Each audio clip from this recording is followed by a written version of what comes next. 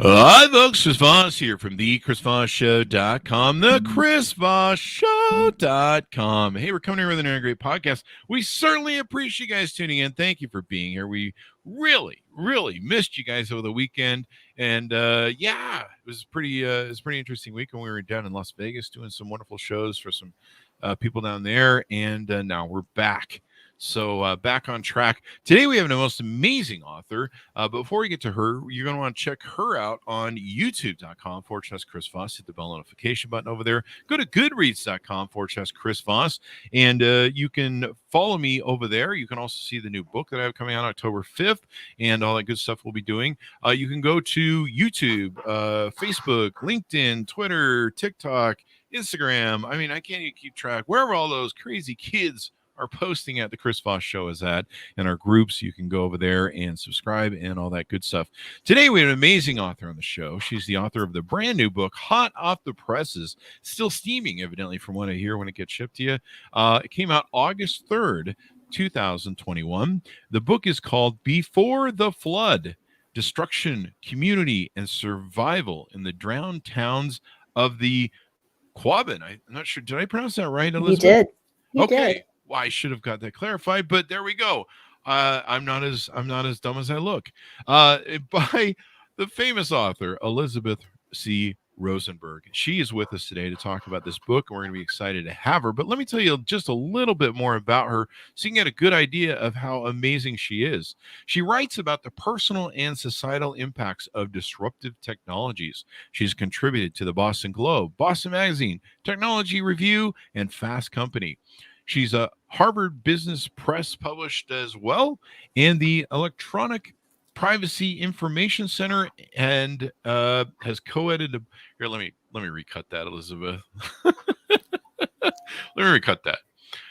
Elizabeth C. Rosenberg writes about the personal and societal impacts of disruptive technologies. She's contributed to the Boston Globe, Boston Magazine, Technology Review, Fast Company, Harvard University Press, and the Electronic Privacy Information Center, and is co-edited a book on RFID privacy and security. She lives just outside of Washington, D.C., with a frequent presence in Western Massachusetts, and is proudly the oldest female member of her CrossFit gym. Welcome to the show, Elizabeth. How are you?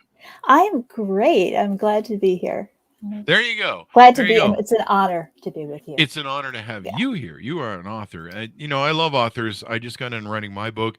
The amount of work and time and stuff, I respect authors so much, even more now before I tried doing my own. And I just have so much respect for the time, work, research, and the editing, all that good stuff, all that editing.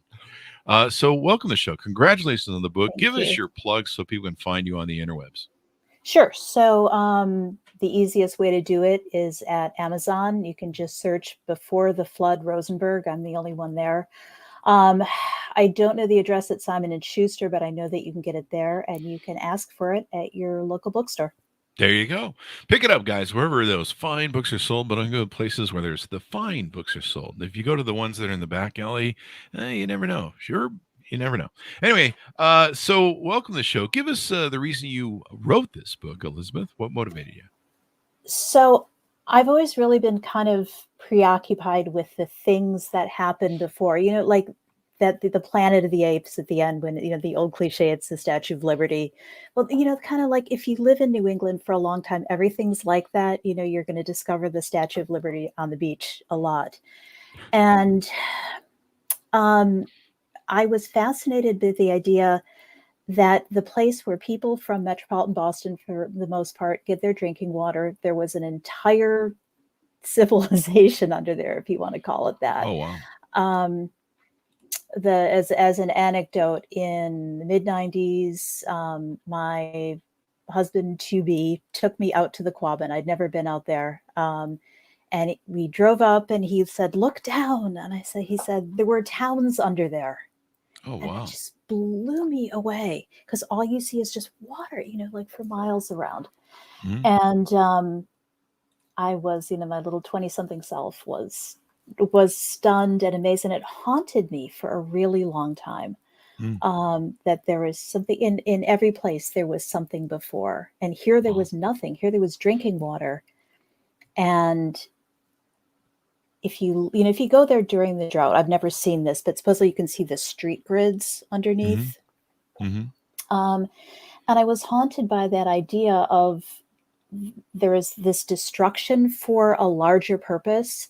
And then I got to thinking about, who were those people what we know who lived there, but who did the construction, slash destruction. And the idea that there were engineers from MIT that lived with those people and married married the girls, were in charge of the civic organization. So they would destroy things by day and they would embed themselves in the community at night. Wow. And that just haunted me for years. Mm-hmm. And finally, I said, I'm going to try, see what I can tease out of this. Mm-hmm. And it was just, it was fascinating to find out who these people were and how they communicated with each other. If you can imagine, what that's like. Mm-hmm. These guys come into your town. You're like these old Yankees, lived there for 200 years. These guys come in and they say, hi, we're going to buy up your houses. We're going to tear down your trees and get rid of your farms and level your churches. And by the way, we're going to be living with you. How do Oh, you wow. handle that?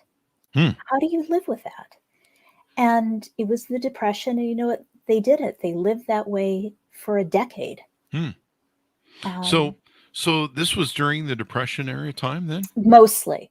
Okay. I would say in the legislation that created the Quabbin Reservoir, and all its outside parts, was passed in 1927. Hmm. The valley was flooded in 1939, and people were drinking the water full time by 1946. Wow. So it So roughly corresponds to the where's Depression. the reservoir located? What state? It's in Massachusetts, and all you have to Okay. you drive out straight from Boston on either on the Mass Pike or on Route 2, which is a local highway. It's about an hour and a half drive. Mm-hmm. And it is this amazing thing. You go there and it's this huge body of water, as far as I can see with these islands, and we'll get to what Mm-hmm. the islands actually are. The islands are actually mountains. Mm-hmm. So you're So looking, and there's a nature preserve, and hiking trails and fishing, and you would never know, like you'd literally never know oh that it wow. was once something else. So these they send in, I guess, the Army Corps of Engineers. Is that who it was, or No, engineers? no. So I'll just to really give you a quick history that Boston does not Sure. have a lot of fresh water, Mm. and so the state was building reservoirs further and further west of the city as Mm-hmm. from the 1700s on, as the population expanded. And they built a place called the Wachusett Reservoir, which is in the middle of the state. And then that was in 1895. And at that point, even as they were building it, they said, this is not going to be enough water for Oh the wow. city and for the metropolitan area. So they did, kind of like the nuclear option. They said, we're going to take this valley. This is after some discussion. Mm-hmm. There's not even 4,000 people living it. There's like, maybe 2,500 people still living there and about 7,000 graves. There's going to be 1 million people in metropolitan Boston by 1930. We're just going to take it and we're going to try and treat them fairly. And We're so with the what's government. We're here to help, right? yes, So, yeah, and so that is for the descendants of people who live there. That's very much the viewpoint. There's a real mm, us and them dichotomy. There's the urbans. It reminds me. This is an awful, but it's kind of like the Hunger Games, in the sense that here's the capital, and the capital is going to, take what it needs, and we're going to sacrifice mm, all of you because we need to remain power and relevant. mm, And there's no Katniss, um, there's no real heroes mm. here. Everybody did what they could. The state did what they could. The engineers did what they could. The people who lived there did what they could. Now, when you say there's bodies out there, did they dig up the cemetery? Or did they just They leave the did. cemetery and flood in the Oh water? no, you can't dig up you can't leave the cemeteries. Part Okay. of the deal that they had with the people is they were going to build a brand new cemetery, and they were going to take all 7,000 graves, if people wanted, and put them in plots that were as close as possible to the arrangements they had in these little church cemeteries. Hmm. And that took years and years. They have in the headquarters, the Quabbin headquarters, they have little index cards that show, who everybody is and their dates and who they're buried in. And they did pretty well until the end. So I want to say right out, if you're drinking Quabbin water, there are no dead bodies at the bottom, I Ah, promise. But there are some headstones. ah. Um, It's there's very there's different than the Vegas Lake Mead water. yes, it is. It is. It's different. This was such an issue that they wanted this water to be pure, Hmm. that it was just going to run through these stone tunnels, which they also constructed, and that it wasn't going to be treated at all until it got basically into Boston, Oh, into wow. the outer suburbs. So there's this just clean water running through these natural rock tunnels for 30, 60 miles. Oh, wow. Um, and it's, you know, I drink Boston water for a long time. It's not fabulous, but I will say it's very clean. Well, there you go. There you go. So, what are some of the teasers and stories that are in here that people are gonna want to read about the book and the adventures of what went on? It's pretty interesting. It's pretty interesting, and one of the things that I like to talk about is just that this is people's stories in their own words. Hmm. The keepers of the history did a really amazing job of recording people's oral histories Oh, in the wow. 70s and the 80s. Hmm. So I transcribed a lot of those, and you can hear just the huge what a how many different voices there are and how many different opinions. So there's like a different attitude and a different opinion for every voice. Hmm. And so you have some of the engineers who you can tell really wanted to do their best. You have the townspeople who are super angry. This is like 35, 40 years after the valley was flooded, and they're still angry and bitter. There's the woman who had a ninth grade education who married an MIT engineer and became, after they moved to upstate New York, and after his death, she became like a goodwill ambassador. Hmm. And she's so funny and self, just dry. And then I kind of think of them as like the Greek chorus. Hmm. Just two guys. They were grave diggers. They were sandhogs. They burnt things. They tore things down. They were locals, and they drank a lot, and they're funny. They're super funny. Um, and it was my intent that I would just be a neutral operator, that I would let people speak, and I would let the journalists of the time speak also, because their journalism was wonderful. The local papers, especially, were just right on the ground, and they were just watching, kind of like agog at this happening. Hmm. Um, One of the other cool things that I like to talk about is the invasion of what were called the woodpeckers in 1936. And James Michael Curley, who was the governor of Massachusetts at the time, who was like an old, big time graft Irish politician, took a bunch of guys who had never had any work experience, but their parents were local, loyal voters, and took them out into the country and said, here, we're going to pay you way over given wages, cut things down for a summer, Hmm. live well and party. And they just everybody hated them. Um, and like the loathing from everyone is, and they're just a bunch of really comic characters. And so the reason I bring up the comedy is a lot of it is so dark. Wow. There's so much grief and so much anger, and yet there's this kind of black comedy that's running underneath all of Hmm. it. And people say that they've laughed aloud when they get to the part about the woodpeckers, and this is not a book you laugh out loud in. So Wow. I don't want people to be like dragged down. Mhm. It's got to be I some levity. imagine, this is still in the era where people, kind of stayed in the same area. This was Yep. their livelihood.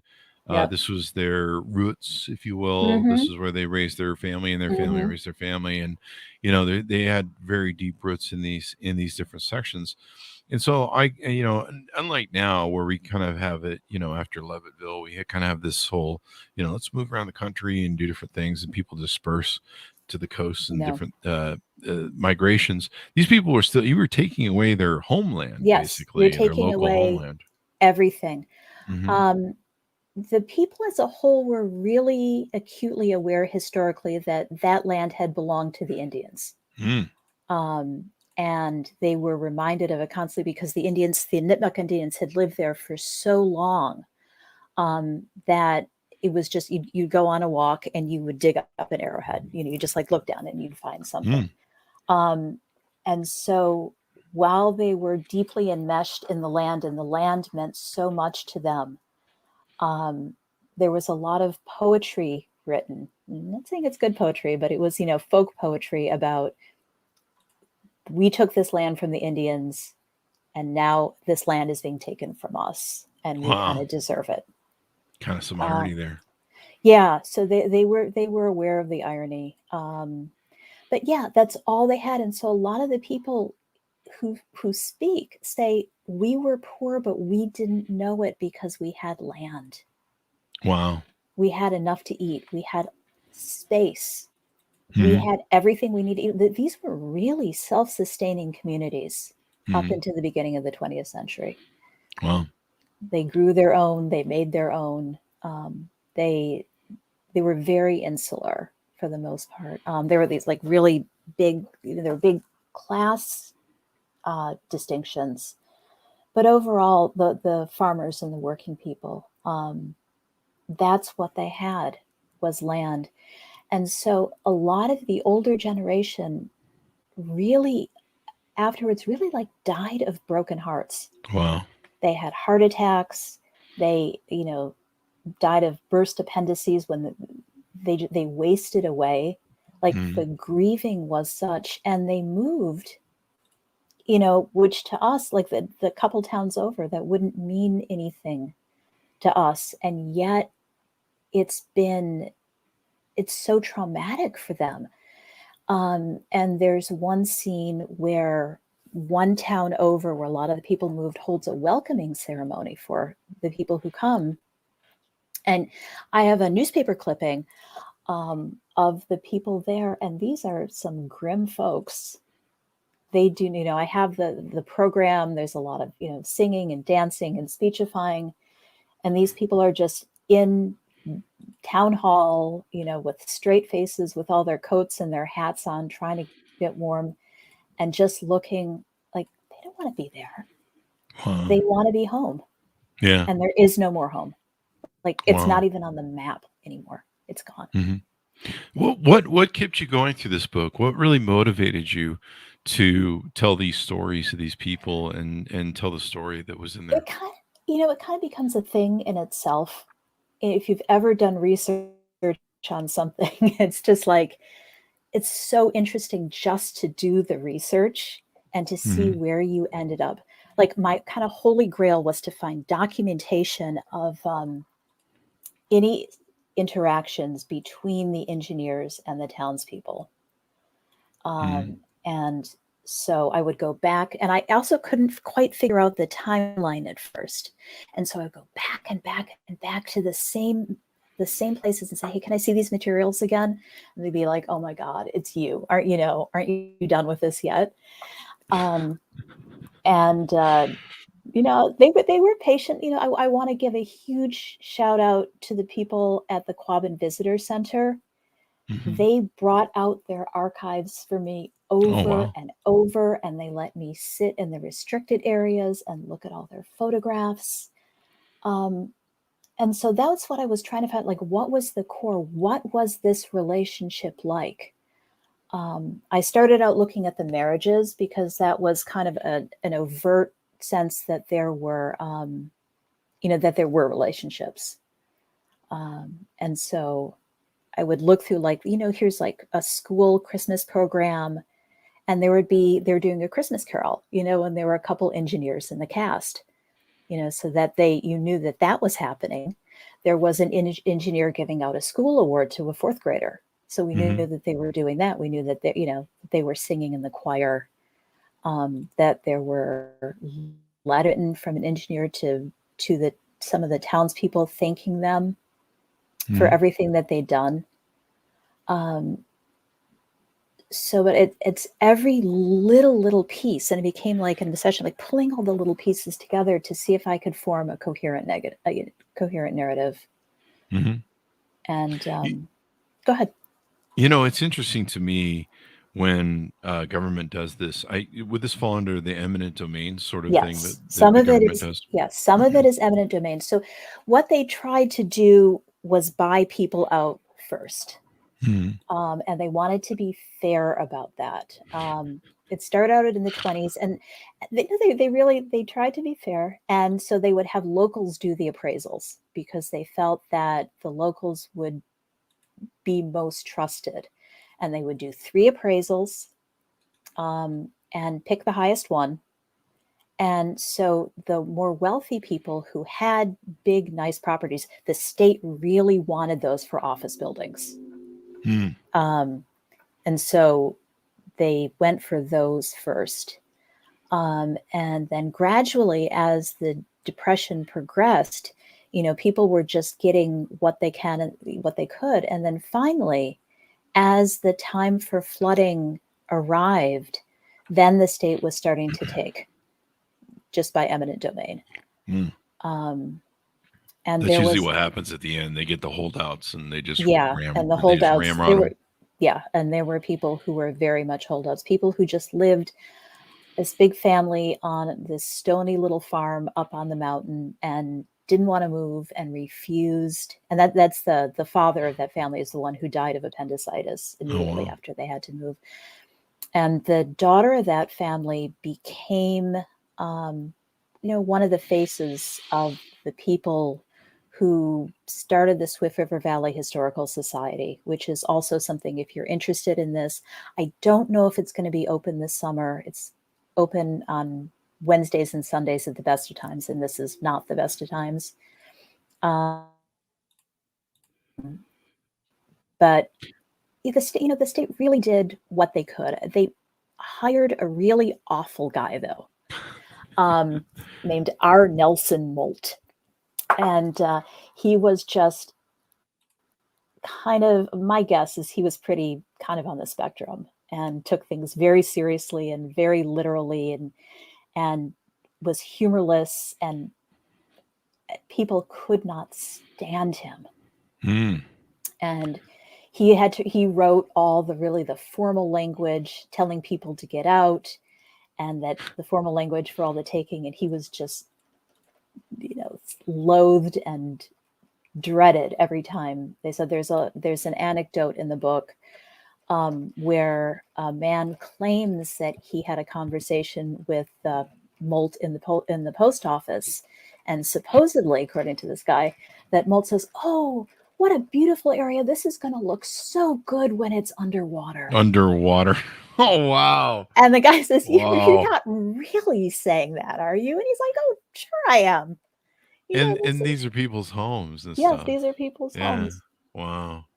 That's brutal. It's brutal. And this same guy, I have a tape of him where he actually starts sobbing on tape, where he talks about the loss of his. Oh, I'm sorry. I was thinking you were the other guy who was the mean guy.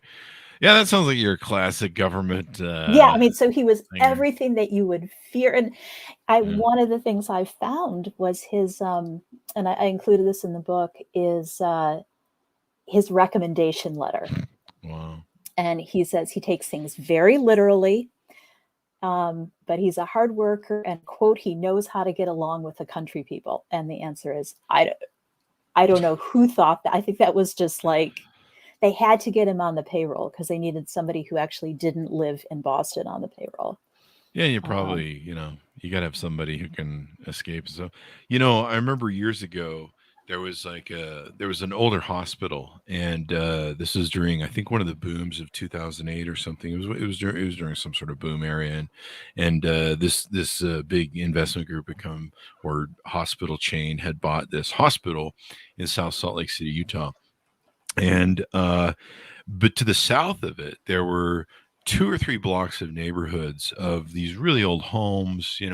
They were kind of in, I don't know what stage of gentrification you call them, but they were kind of at the end of their 30, 40 year life. And a lot of the people who were living it were senior citizens, people who'd lived there all their lives. And those folks don't want to move. They usually can't afford. They're on fixed income. They don't want to afford to move that thing. But it was boom time. So the hospital gets the local government to start doing eminent domain. They tried the first nice stuff. Hey, we want to buy everyone out. They bought some people out, and they tried pressuring with eminent domain. And it really stuck in my mind because there was this one old home, and I never saw the owner, but this owner put like siren lights on their signs, and the city of XYZ is trying to steal our home, and this hospital is trying to steal our home. And it was really unique to watch, and I always remembered it because they pretty much got every house around this one house. It was like the last man standing. And these people, they had like multiple signs, sirens. I mean, you couldn't drive by this house without going, yeah, they're pretty unhappy with the city and the hospital at this point.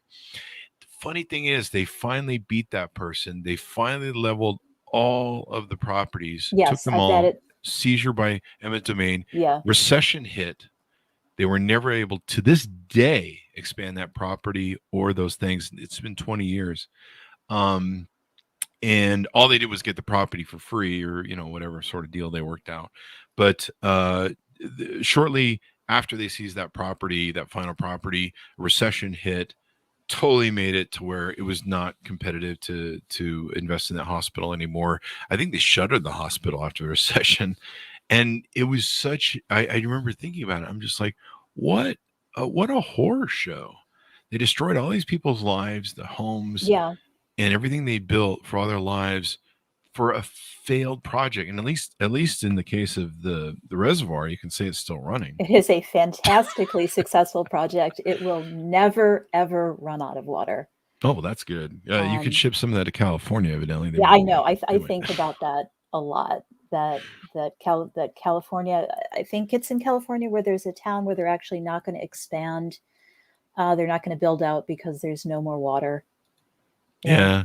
There's some pictures of I don't know how accurate they are. I haven't gotten a chance to really make sure that and vet them, but my friends tell me there's a picture of something like a year or so or two ago. It was a beautiful lake, and now it's just like a dry I have riverbed. seen that. Yeah, so it is sad. We need to do other things. Like my understanding is Nestle has some lake or reservoir in Northern California or someplace where they just have unlimited dipping rights. And we need to knock off some of this bottled water crap. I mean, that just got to go, really, when you think about it.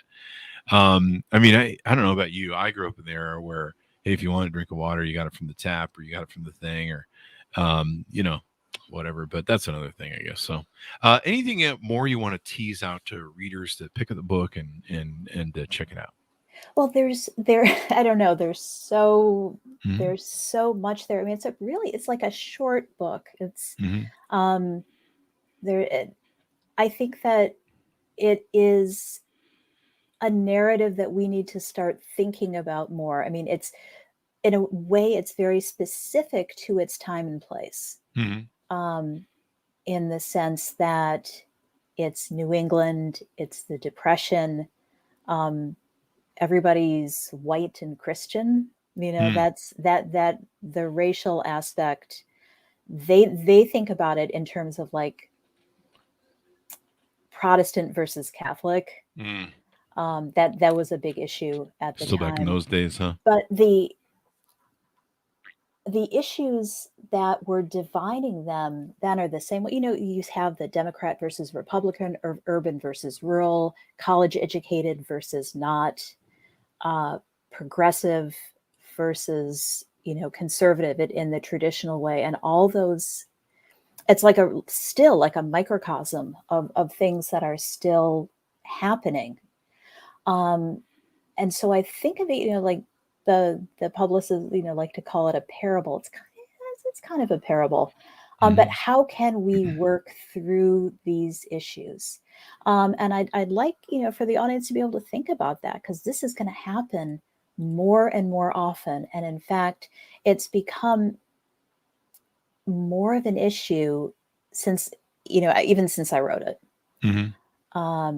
that water and forced migration is going to be an issue. That there's increasingly there's going to be people who have to leave their land because of flooding or because of drought.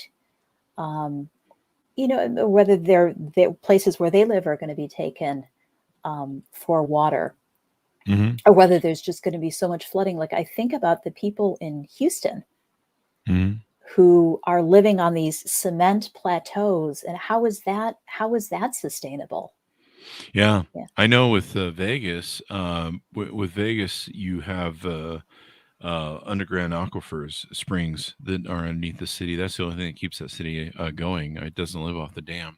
I think it takes power off the dam. But this is certainly for our times. In fact, recent reports, I don't know if you've seen them, the federal government's starting to come down on water rights, and they're starting to get pushy, if you will.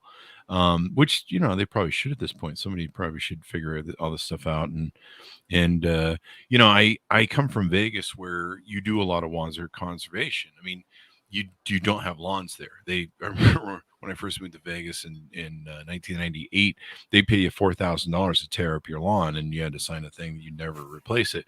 And I love xeriscaping because I don't have to mow. Oh, we I don't have to deal with weeds. I live in a townhouse we have a brick patio in the back, and like some little bushes in front, and like I feel virtuous.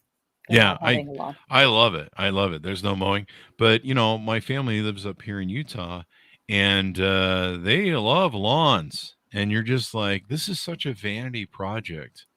Like, the only reason you like lawns is because it's just vain, because everyone else has one. So you've got to, and it's crazy. In California, it used to drive me mental. I would see, I came from Vegas and stayed in California for several years, and you'd see the runoff going down the street, and for a mile of the over watering of the lawn, and I'd just be like, this is insane. You people live in a desert, and you're always talking about water conservation, saving the world. Hey man, maybe get rid of that lawn, or turn off the vanity water on the lawn. But that whole thing needs to stop. I mean, I can't remember what it was, but I saw a percentage was of I think Gavin Newsom recently shut down told people, hey, back off on the lawn crap. And I read that some sort of portion of how much a percentage is the lawn. Yeah, I don't remember what that was, but I've seen it. It's like, I don't want to throw out a figure that's wrong, but I was really shocked at how much.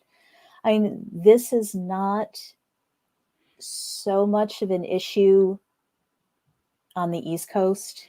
And I just said that the Quabbin is unique in the sense that it is one of the only, I looked this up, one of 5 reservoirs in the entire country that is only for drinking water. It is not for electricity. It's not for irrigation. All it does is go into taps. Wow. And maybe there should be more of that. I don't know where there's room to build another reservoir that's just for drinking water. And then we can take the hydropower and do something else with that. And we can take, the irrigation and do something else with that. But, maybe they should get a reservoir for Flint, They could Something new. probably use something new. But you're right. I think a lot of, I think the future holds that we're definitely going to be using water as a scarce resource, et cetera, et cetera. So give us your plugs as we go out, where people can find you on the interweb and order up the book. So I'm gonna plug Amazon. I hate to do it, but they make it so darn easy. It's just go to Amazon, type "Before the Flood" Rosenberg. I'm the only one. And once you do that, if you're an independent bookstore person, then go to your bookstore. I'm going to be on tour. I'm not quite sure the dates yet. If there's some way I can get it, probably I'm going to be in New England in October. Hopefully doing a number of live dates and book signings, et cetera, et cetera. And I encourage everyone, if you're going to be in New England, if you're going to be in Massachusetts, please go visit the Quabbin. It's an amazing place. It's even more amazing if you know its history. And if you want to get some books about the Quabbin, I'd look at Quabbin, the Accidental Wilderness, I think by Michael Tugas. But know where you're going, because you go there and there's stone foundations everywhere. And those were people's lives. Those were people's homes and their farms. There's roads that go down into the water. Those were highways. Like, wow. This was a living place. It was, and now it's for everybody. And it's worth doing. I really encourage it. There we go. There you go. Well, it's been wonderful to have you on the show. Thank you very much for spending time with us today. Thank you. Yeah, what a pleasure. Thank you. And to my audience, thanks for tuning in. Go order the book up wherever fine books are sold. Before the Flood, Destruction, Community, and Survival in the Drowned Towns of the Quabbin. You want to check that baby out. It sounds like an awesome read. And of course, we may see more of this in the future as water becomes scarcer and we need more reservoirs, or I don't know what's going to happen. It's going to be kind of weird. Maybe we'll just all have to go purge so we can fight over the water. Anyway, guys, go to goodreads.com/. Chris Voss. Go to youtube.com/Chris Voss. Hit the bell notification button. Facebook, LinkedIn, Twitter, Instagram, TikTok, all those different places. We certainly appreciate you guys tuning in. Thanks for being here, and we'll see you guys next time.